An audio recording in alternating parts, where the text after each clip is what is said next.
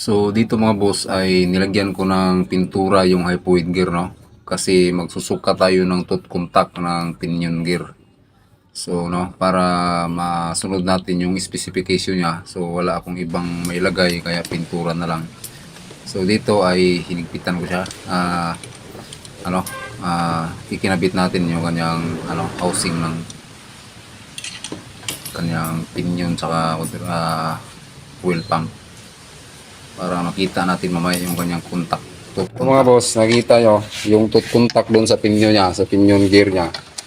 Dito sa kanyang so nasa gitna. So ito yung maganda na contact niya.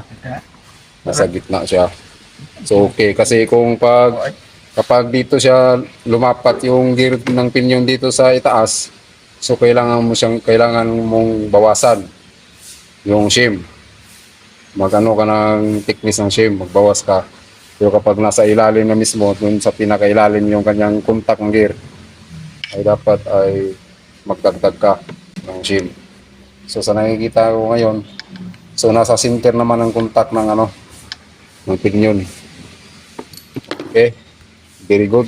So mamaya mag-check na rin ako ng gear backlash dito sa sa kanya final drive. So dito ko sa i-adjust retaining side retainer, mag-adjust tayo dito din.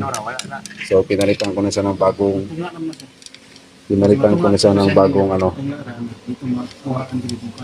so pinalitan ko siya ng bagong bearing. Yan. Okay, update ko kayo dito mga boss kasi natapos pa rin namin i-assemble itong mga clutch pack dito. So nandito na lahat.